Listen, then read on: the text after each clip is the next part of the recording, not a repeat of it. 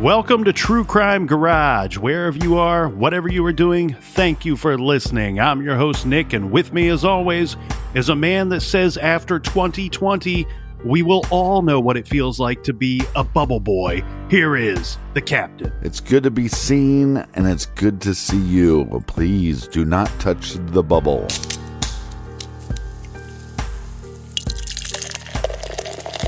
Today, friends, we are drinking Must Go Faster by one of the very best brewers in the business. That's Tactical Brewing Company.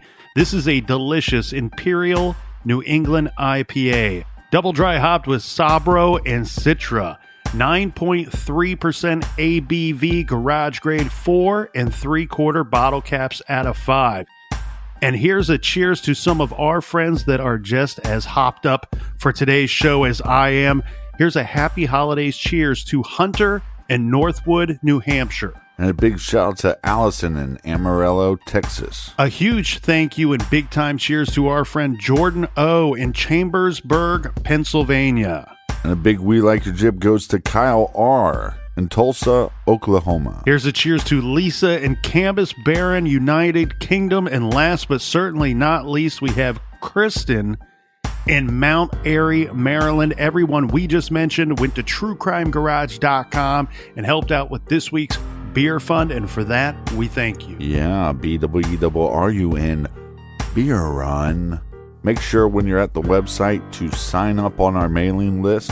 We'll be sending out all next year. We'll be sending out discount codes, and all you have to do is sign up on the mailing list to get those. All right, that's enough of the business. Everybody gather around, grab a chair, grab a beer. Let's talk some true crime.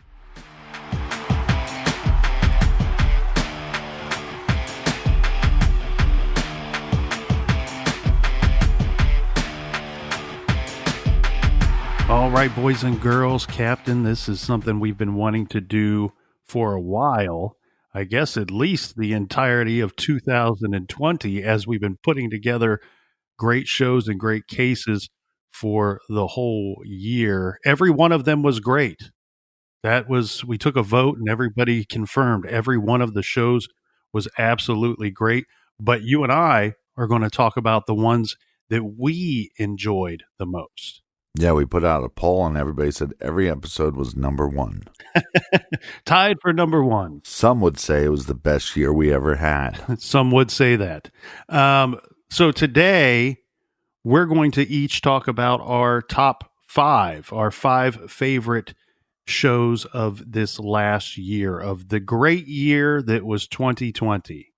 I like to think that, about 15, 20 years from now, when we're sitting around and we're all very old and we're sipping our beer, maybe we're drinking it through a straw at that point, that we're going to go, hey, you guys remember that year when we stayed inside and didn't go anywhere? So, that was nice. That was nice. And football was completely weird. The Buckeyes are looking for their 6th victory here in December. All right. Without further ado, I'm assuming we gave Carlos the day off. He's not here to count us down. No, he's not here. We got to get. We had to lay people off because of the COVID. We got to talk to him and see if we can get him back in the garage for 2021. He said he will not work for free. All right, Captain. Here is my number 5 for best of 2020. The responsible side of me said to go with the I-70 killer because it's such a fascinating mystery. Where did the killer go? Why did he start abruptly and then stop abruptly? But the fanboy side of me went with our Mindhunter John Douglas episodes. This would be episodes 445 and 446 from November, from just last month of this year.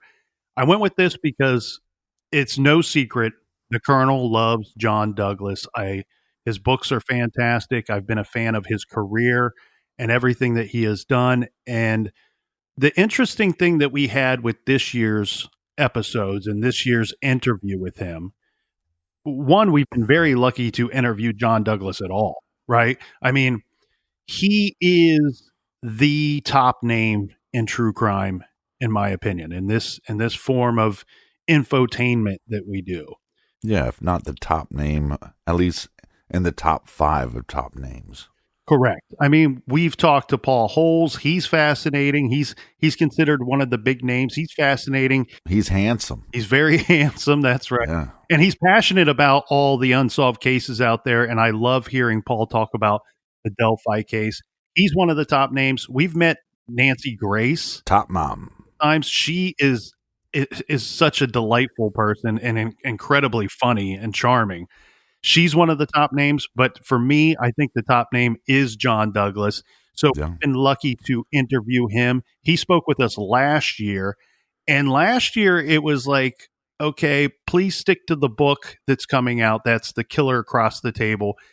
And he doesn't do very many shows. So when he did our little garage show and then agreed to do it a second time, I thought, well, either we fooled him or he likes the garage. So this time he just said, Or he's drunk. Nick, you guys come up with whatever you want to talk about.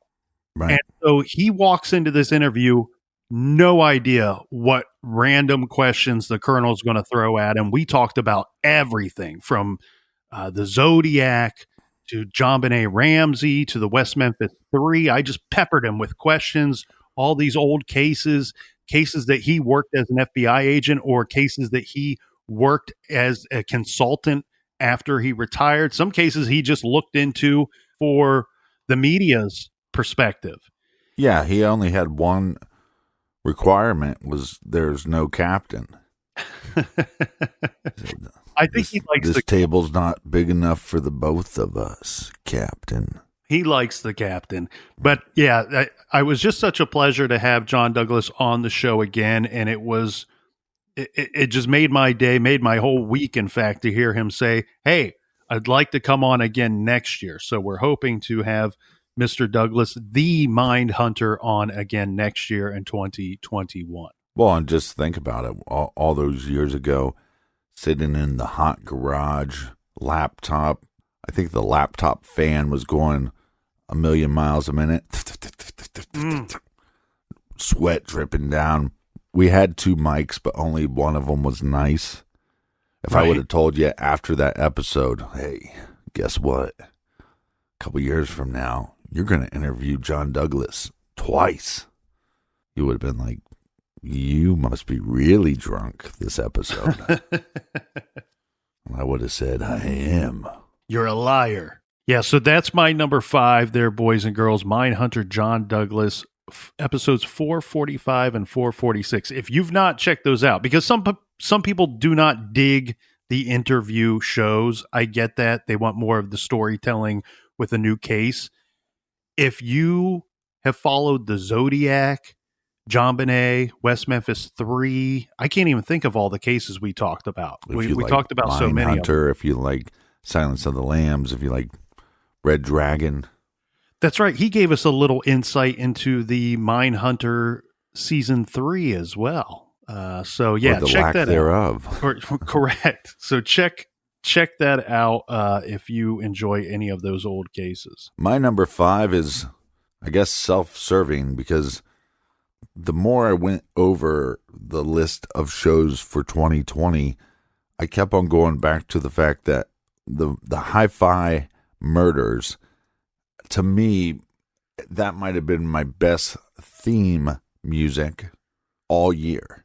So I had to put that on the list. Hi-fi murders, episodes 402 and 403. And anybody with the Stitcher app that wants to go back and listen to some of these older ones, they have the ability to do that. If you don't have the Stitcher app, you get it for free and check out these old episodes. The hi-fi case is a very interesting one. It's a spoiler alert if you've not listened. It's a solved case, but the police work, the investigation is very interesting. The brutality of the crime is horrific. Yeah. And really, at the end of the day, it was thought to be that it was just some goons that were looking to steal some very expensive stereo equipment.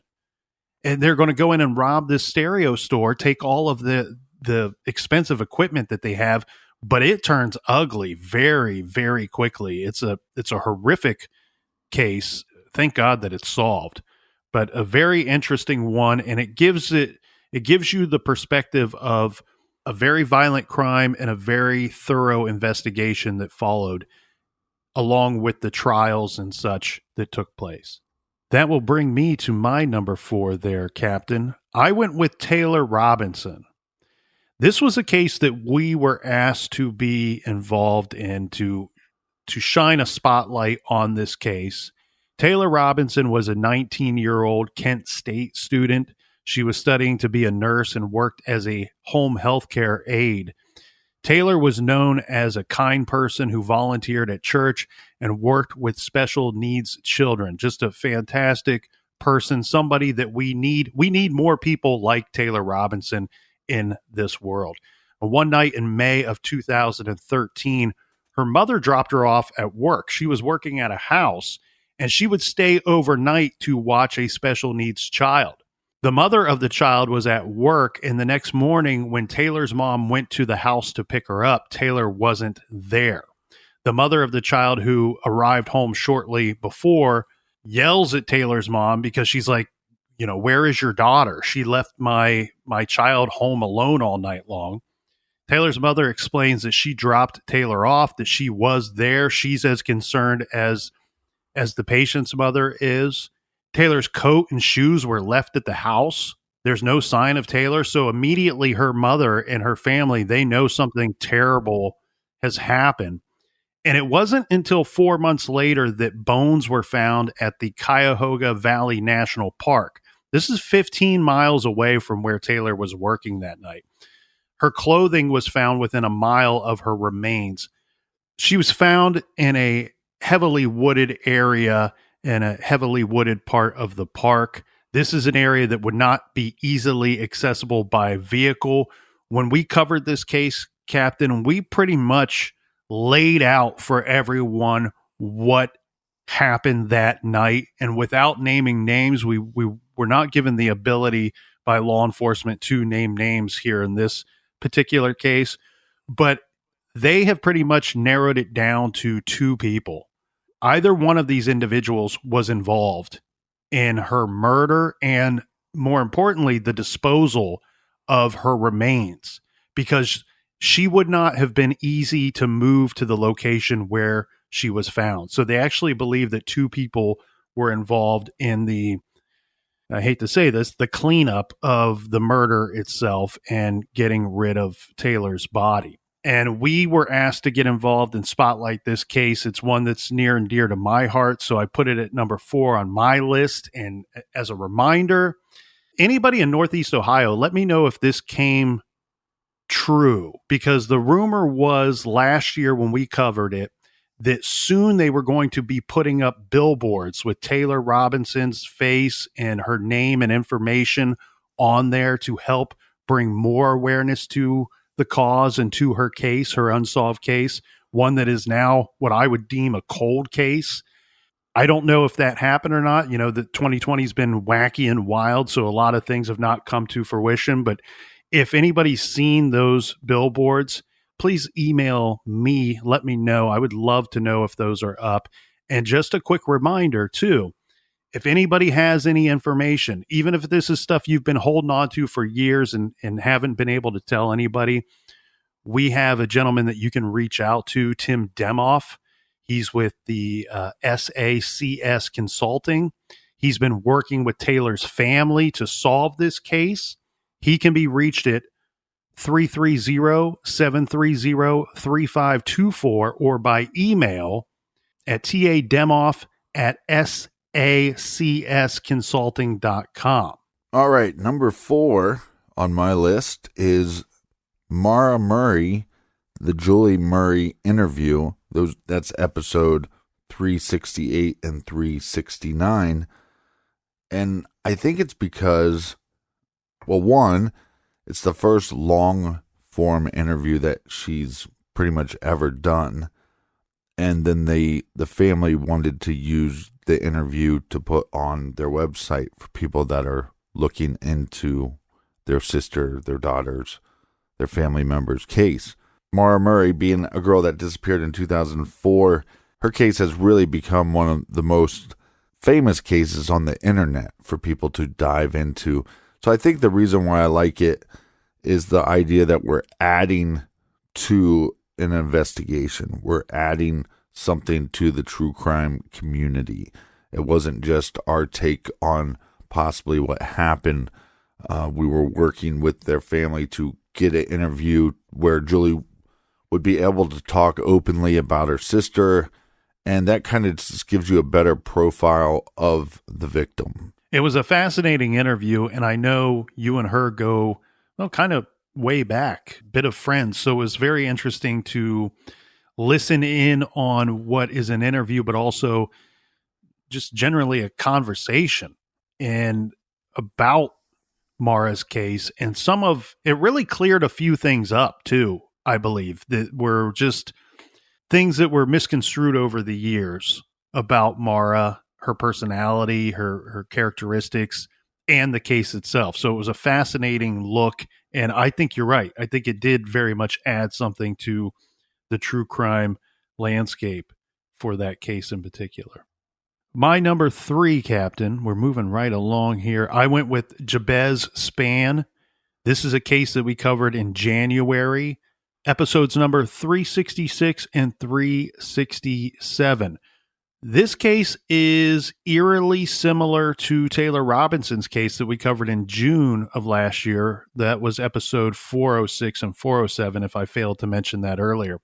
But Jabez's case is eerily similar in a sense that police pretty much know who did this or have a good idea of who was involved, to the point Right. where they have the names of these yahoos that committed this crime. And we came under some fire because I must have said the word thugs about 1,000 times during those episodes, but I don't know if there's a better term to label people that kill others in the streets and then abduct a child. I mean, we're talking about people that are out committing crimes constantly, and then they're committing murders to cover up their other crimes. And that's what these individuals are. And the Sarasota Police Department desperately needs help in Jabez's case, which also is very much involved with several other homicides that they have out there. They've been able to close some other cases that are connected to Jabez's case, but they still need help. We're talking about Jabez, our victim here. He was 14 years old when he disappeared on Labor Day in 2017. He was last seen at a candlelight vigil in Sarasota, just 2 blocks away from his home. And a witness saw Jabez with 2 other boys around 1 a.m, and he disappeared within an hour or two of that sighting. It was January of 2020 when we covered it, and that was roughly about a year since his skeletal remains were found. He had been missing from his home since September of 2017.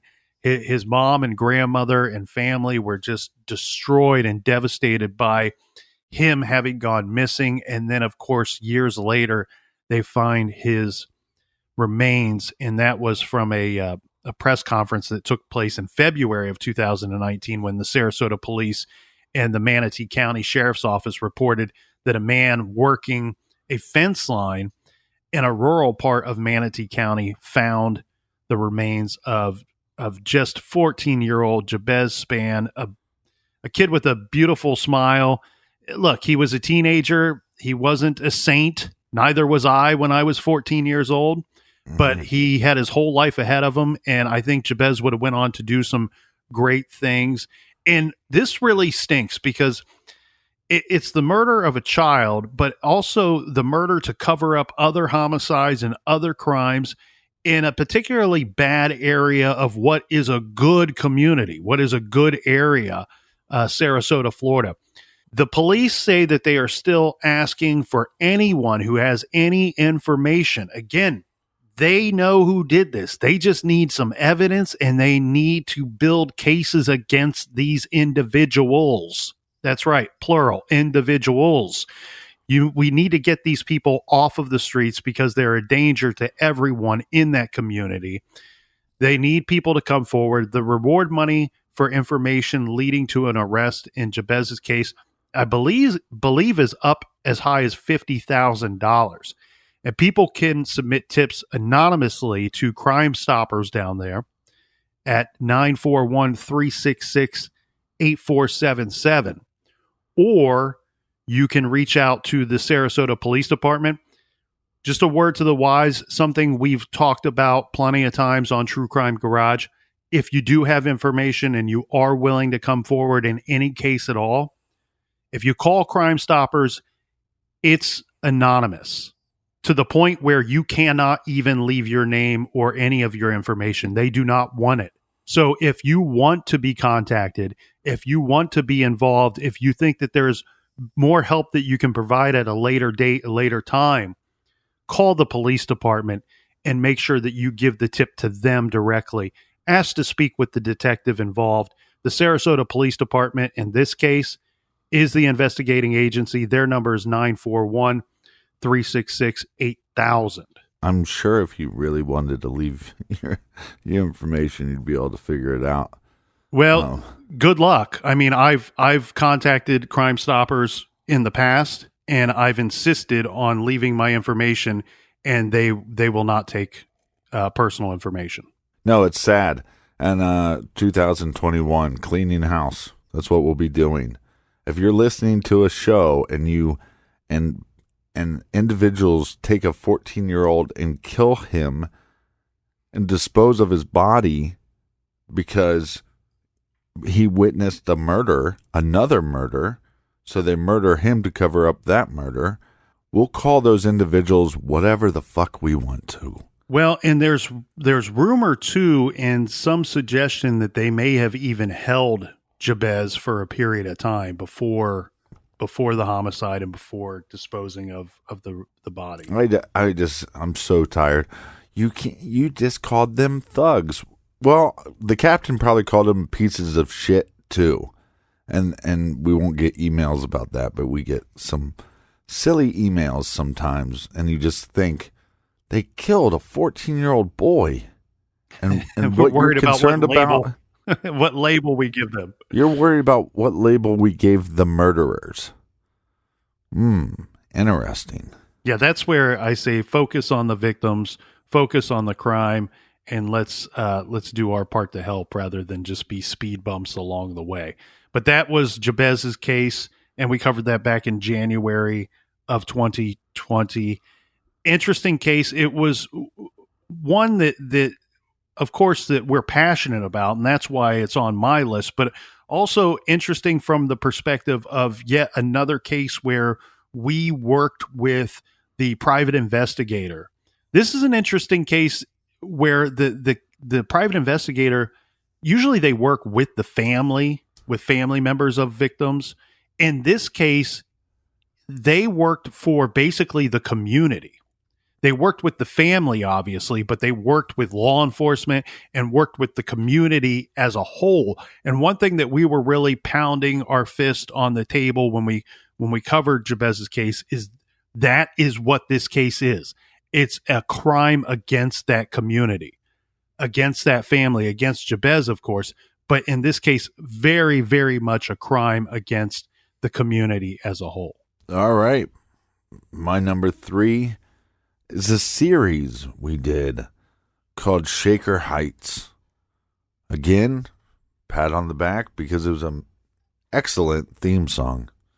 Excellent. And if people don't know, go back and listen to that theme and listen for the shaker. The shaker. That's the best part. The rump shaker. Listen for the rump shaker. I think it's because it was different. I think the case is very fascinating. Obviously, it's not solved in some people's eyes, solved in other people's eyes.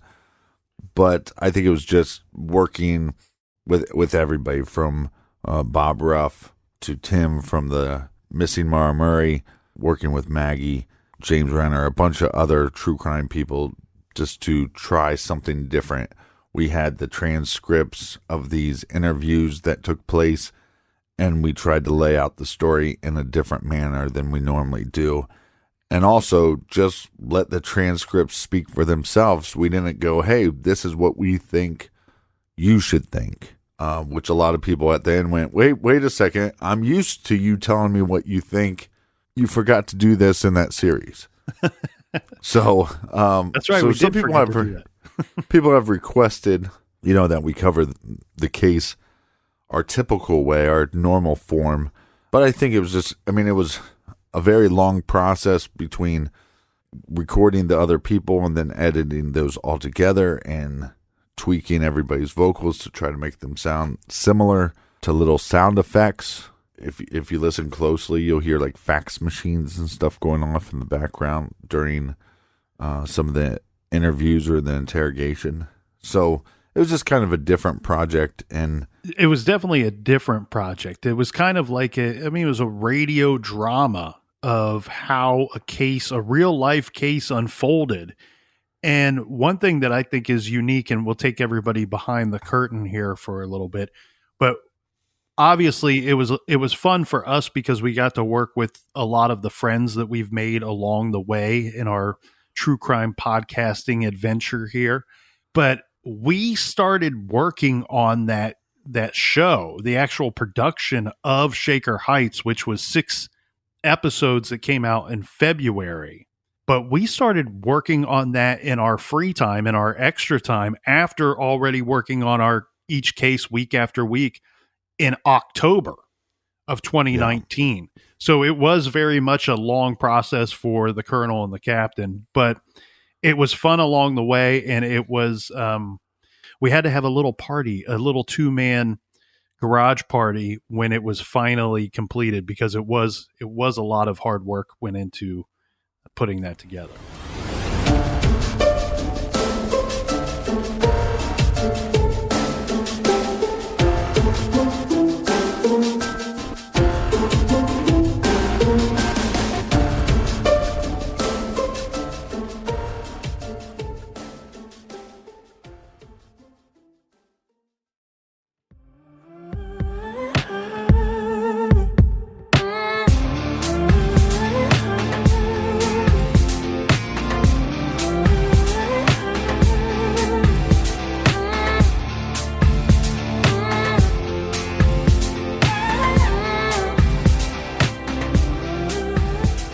all right, we're back. Cheers, mates. Let the good times roll. Let the good times roll. Let the good times roll in 2020. Cheers to you, Captain. Cheers from I'm a whole county away. We are playing it safe. That's how you social distance. You stay counties away. Minimum and 15. we're both wearing our mask. Minimum of 15 miles apart in all directions from anybody who's living and breathing. That goes for our furry friends as well. So long distance cheers to you, my friend. Number 2, we are just blazing right through our list, blazing through all of 2020, burning that bridge, right? That gives us number 2 on the Colonel's list. I went with the Evansdale murders.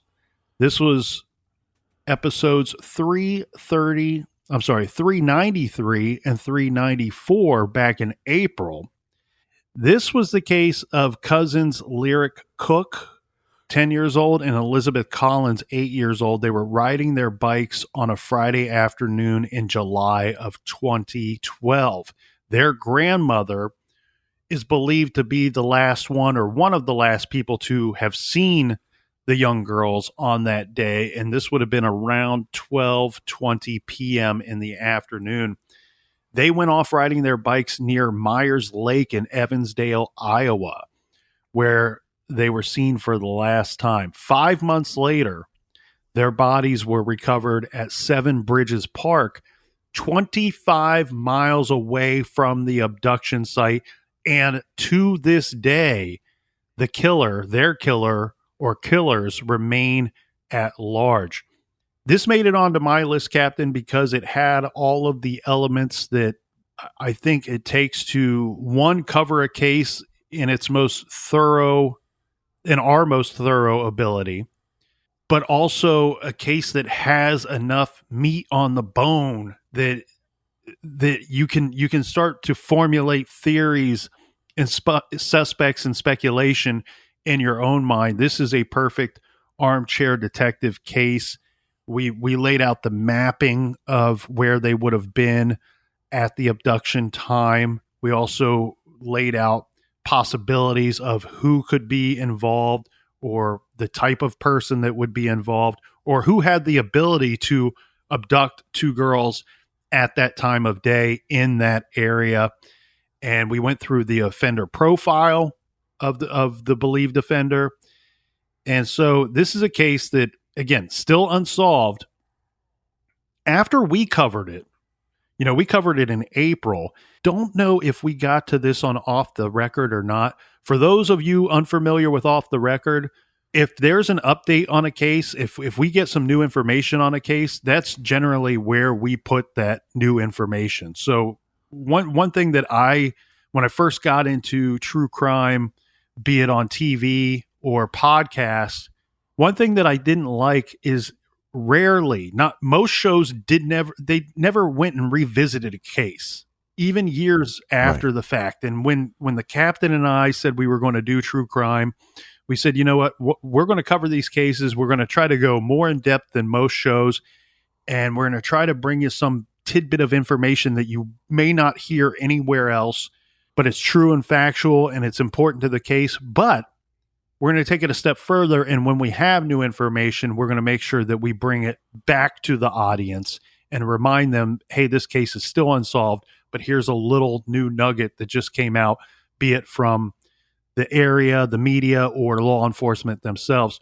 After we covered it, and there's no belief that it's because we covered it, but it doesn't hurt that we helped shine a light on this unsolved case, double homicide. That in July of 2020, they were interviewing family about the case, and this is uplifting to hear.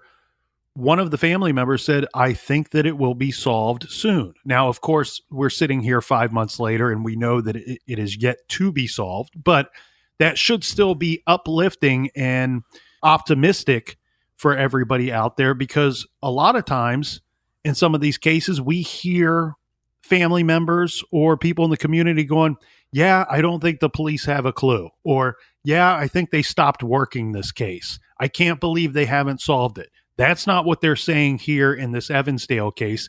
We have positive thinking. We have positive response and saying, I think it will be solved soon. I'm hoping it will be. It was interesting, too, because so many people have tied this case. I don't know if they're connected or not, but we did certainly talk about the possibility. A lot of people have tied this case because it has some similarities to the Delphi murders case. So it was perfect, and we didn't really plan this out, genius as people think we might be, or as Genii. or as dumb as people think we might be. I don't Yeah. think we planned this out, but it was kind of perfect that we followed up the Evansdale murders, our coverage of their case. The following week, we did the Delphi murders discussion episode because there was a lot of rumors and stuff in the Delphi case.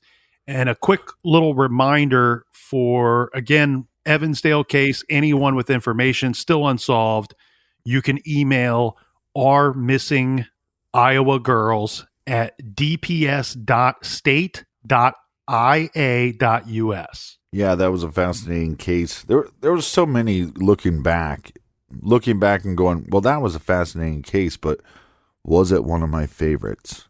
And It's not easy to put these lists together, right? It's not easy to take a look back on a whole year and just narrow it down to 5 shows. I thought the Lico Kenny case was very fascinating. I thought our interview with Bob Ruff about West Memphis 3 was really good. But I think it's sometimes for us when it's looking back, it could be as simple as, well, I liked the work I did on that show. Our list would be very skewed compared to A listener's list, yeah. the listeners' Well, list. that's why people can hop on the blog and type up your favorite 5 for the year. so we can see them. There's like thousands of people right now going, this is the dumbest list of 2020 I've ever heard. Stick around. It's about These to are get not dumber. this is not this No, I is think not people, my top and 5. you know what? Who cares? This is my list, and you got your list, and I'm not going to lie to you, Captain. I was beating myself up pretty bad. I was going through all of 2020, trying to make the hard decisions, trying to narrow it down to 5. But then I had to remind myself, I'm like, you know what? This is just my list. The captain is going to have his own list. And I was actually hoping that you would have different cases than what I had, so that it automatically expands it to 10 for all of us. So far, without comparison, we did not sit down in advance and compare list here. I have no idea what the captain's going to say, as usual. So it's so far we've not hit on any of the same cases. What was your no bumpy, flicky? What was your number 2, Captain? Number 2, and this is the moment when I realized last night when I was going over my list and double checking it, is I think I used to say I didn't care so much for gore. I don't think that's true anymore, and I don't know if that's maybe that's how it's always been. It's never really bothered me to talk about, like somebody could talk about a severed head, and I go, okay. And I think it's because I don't picture it. I'm just in the conversation. So I think some people, when they start talking about his hand was cut off or whatever, I don't picture it, so it doesn't bother me so much. Where other people will hear graphic natured cases and it turns them off. And some people can't listen to that, and I respect that if that's not your thing. So number 2 is the Ice Box Murders episode 443 and 444. Those are recent episodes that we just did, but it's very graphic. But there's also a lot of twists and turns. Yes, it's a fascinating case. And again, it's another one of those cases where it's technically unsolved, but police are pretty certain who they believe did the double homicide and then fled the area afterward.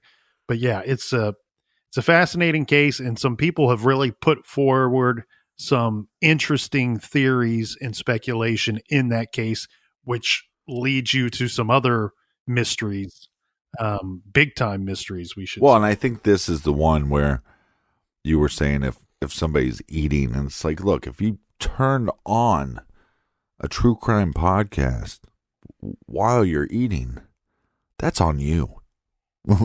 Right, you made that decision. I can't put that on anymore. We've done 400 and some episodes. You kind of know what you're going to get. So if you got that turkey on rye, put it into your mouth. Don't blame me. Yes, my number 1 is, and this is simply because, one, I think the episodes themselves were good and great and put together very well. The storytelling, pat myself on the back. I thought I did a great job. Captain was fantastic. But more so, it's about the mystery. This is a big time mystery for me. This is one that keeps me up at night.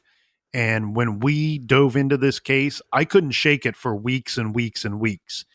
I'm talking about the Las Cruces Bowling Alley Massacre, which occurred in Las Cruces, New Mexico on February 10th of 1990. 7 people were shot. 4 were shot fatally by 2 unidentified robbers at the Las Cruces Bowling Alley, which is on East Amador Avenue. After they shot the victims, robbed the place, they set the building on fire. Well, attempted to burn down the entire building, but started the fire in the office where they shot the victims prior to the 2 robbers leaving the building. Now, these guys were spotted by several people, so we have a good description of what the offenders, what the murderers look like. But here we are 30 years later, and it's still unsolved. Now, this was a case that we covered it was on June 30th and July 1st. and it was episode 409 and 410. Unsolved Mysteries, and I'm talking not the Netflix version. I'm talking the original version with the king of true crime TV, Robert Stack. They covered this case way back when, and what was very interesting was they covered it in a very short 4 or 5 minute segment, and it was simply because the case had just happened in February, and I think they released it like April, the first week of April of that same year. And it was really just Unsolved Mysteries was a big show at the time, lots of ratings, reaching out to everyone across the United States and even beyond. And they were really just trying to find the individuals that did this. So Unsolved Mysteries put together a short segment about the crimes themselves. And as cheesy as some of those reenactments can be on different shows, and they were a little cheesy on the Unsolved Mysteries one, it was still horrific to watch. I mean, Right. This was a case that just shook me to the core. And so for that reason and many other reasons, that's why it's my number one. But I was thinking about this after I put my list together, and we talk about Unsolved Mysteries. Netflix has done 2 seasons. I need to get caught up, Captain. I haven't watched any of the... I think it might be like a season and a half. Okay. I don't know if it's I haven't got to... technically 2 Yeah, seasons. I haven't got to summon what they're calling the volume 2, I guess. I haven't got to some of the stories yet in volume 2, but I think that this would be a fascinating case for Unsolved Mysteries Netflix to cover. Like I said, Unsolved Mysteries covered this in just a short 4 or 5 minute segment back in the day. This is a case that you could do long form. They could do one of their 45-minute or hour-long segments on this case. There are some very interesting theories and speculation. As said, the offenders were seen by several people. Well, this is also not a hugely popular case. And what's been good about the new Unsolved Mysteries is they've been covering cases that haven't been covered 100 times by other sources. That's correct. So for them to go back to something that they tried to shine light on so many years ago, and then to revisit it again, a case that's not brought up by 100 different sources. Yeah, so my number one for 2020, I'm going to go with Las Cruces Bowling Alley Massacre. Yeah, a lot of people in that case, a lot of people from that area wrote into us to let us know some different local theories, and a lot of people believe that the owner got into he was kind of like famously known for gambling.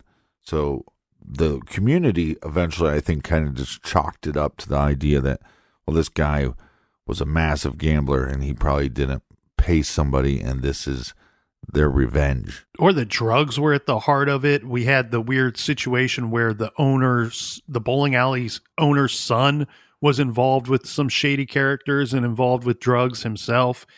So there's some very interesting theories, very plausible theories as well. One thing we did, and one thing that I was pretty proud of in our coverage of Las Cruces Bowl, was I can't say that we definitively linked the bowling alley massacre to another crime, but we linked it to another crime that there's a lot of similarities, and there's a lot of reason to believe whoever committed this previous crime was involved in the later crime at the Las Cruces Bowl.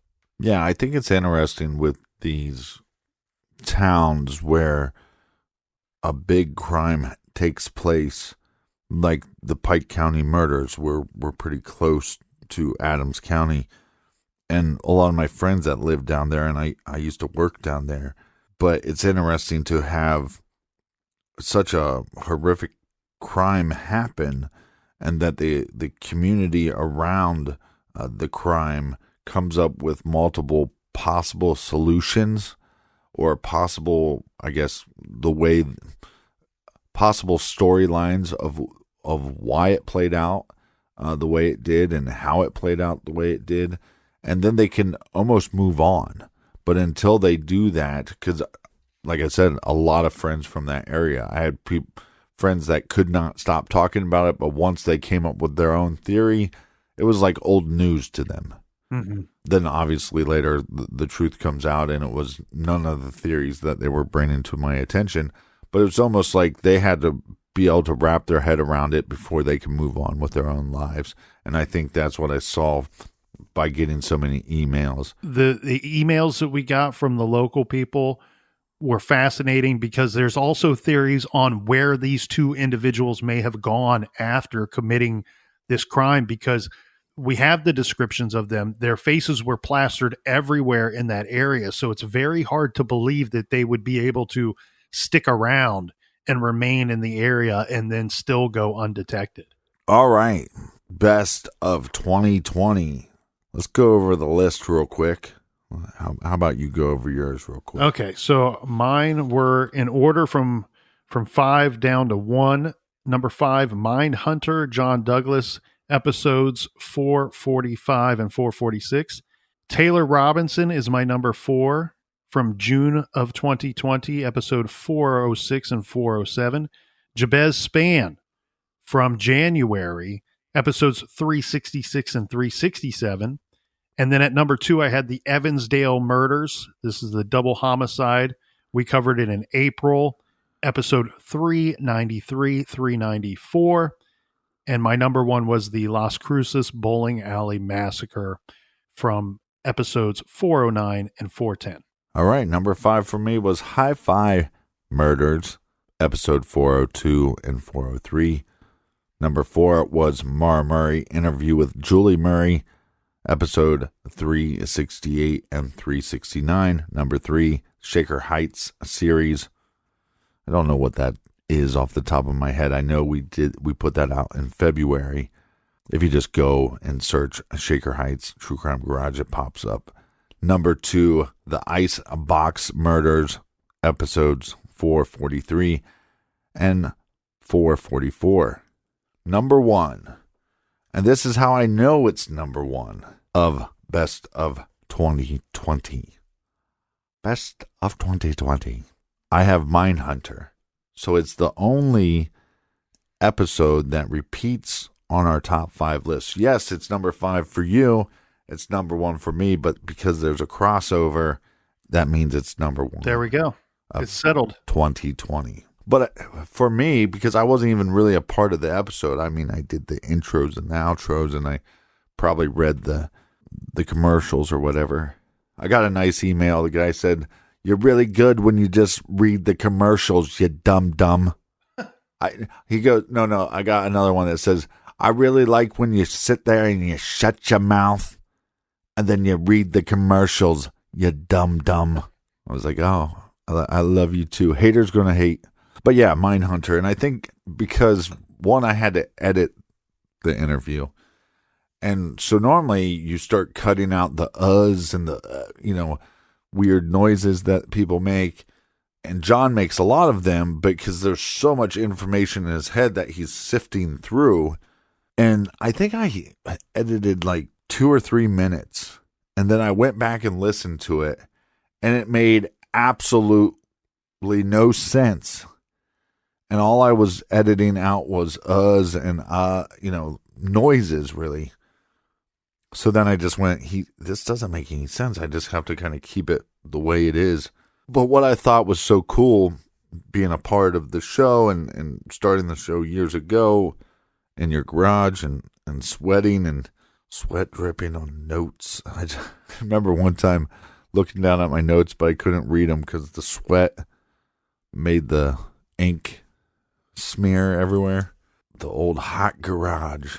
But I think with all this time passing and so many years of doing this show, there's multiple times in the episode, again, where John Douglas is sifting through tons of information, thousands and thousands of cases he's covered or read about or just maybe had to talk about in an interview. And sometimes when he gets stuck on a name, he would defer to you. Nick, what's the guy's name? And again, something so small, but by like the 3rd time he did it, you realize, well, this guy is having a conversation with the crispiest of the kernels. He's having a conversation eye to eye, if that makes any sense. And he was deferring to you and to think about where we started and the hours that we have spent talking about crime, to hear somebody like John Douglas basically talking to you as if you guys were equals. It was neat to experience. It was almost like watching your buddy go take batting practice at like Wrigley Field or something, and hitting a home run or something while they're doing a batting practice. And maybe I enjoyed it too because I wasn't on the episode. Well, I think some things that were so great about just that conversation with John. First off, I did have somebody approach me and they said, John Douglas, that guy, yeah, he's fascinating, but he says a lot. And I said, I had to inform the person. They said, well, you do understand Mr. Douglas is not a TV personality. He's not someone who spent his life studying broadcasting or someone who is on TV week after week. He's a real life FBI agent who's now retired, and he's willing to talk about his career and cases that he has actually worked. And so when you hear those uhs, I liken it to, when we were little kids, Captain, people had these Encyclopedia Britannica where you had volume after volume. And if you looked at it on a bookshelf, it usually took up the entire shelf, and you would have a volume for A all the way through to Z. And then there was a book full of maps and geography and other things. So we're talking 30 books big in the collection, and it covered darn near everything you could think of. I think of John Douglas as a walking real life crime encyclopedia. And those uhs you are hearing, that's him mentally, verbally flipping through the pages in his mind of cases that he's worked. And you have to keep in mind too, there's probably a lot of stuff along the way that he's not allowed to talk about, but he witnessed it, he saw it, he experienced it, he worked it. And he has to remind himself when he goes through some of those cases of the things he can and cannot say.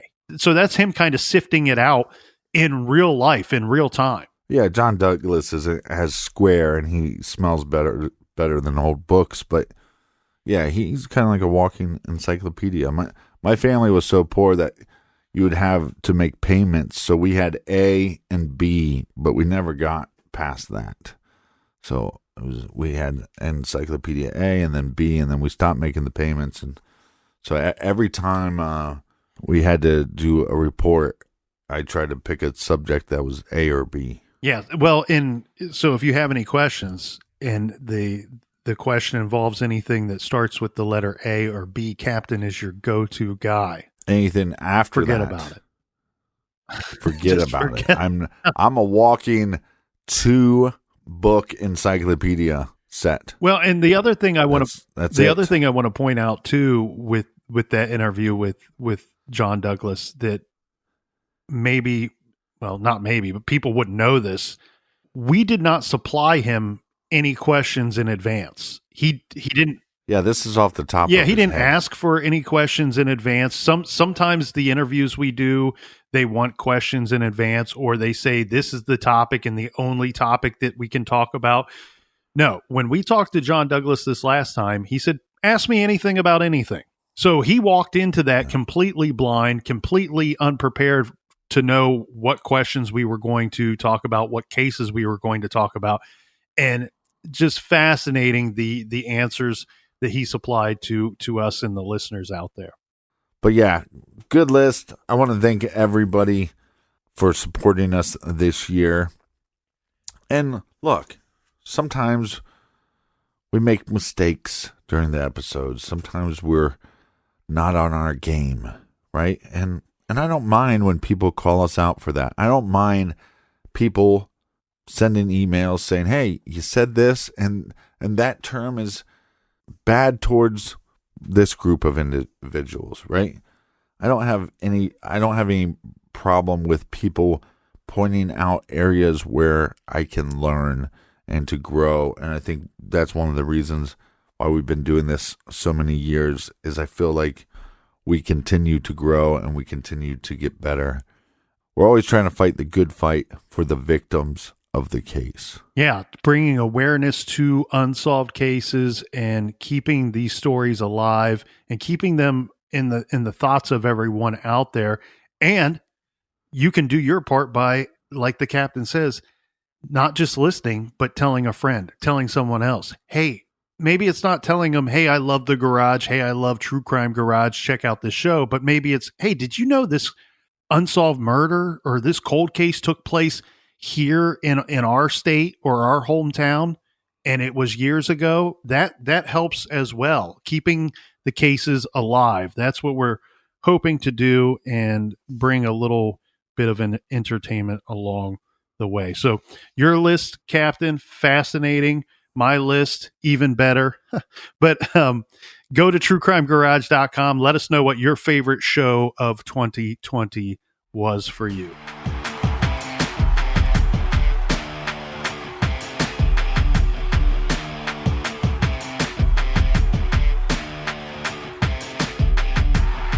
Thank you guys so much for listening. Make sure you subscribe to the show. Hope you guys had as much fun going over this list as we did. For all of our old episodes, download the Stitcher app. They're free, and check out our bonus show called Off the Record. And join us back here in the garage next week. Until then, we want you to be good, be kind, and don't litter.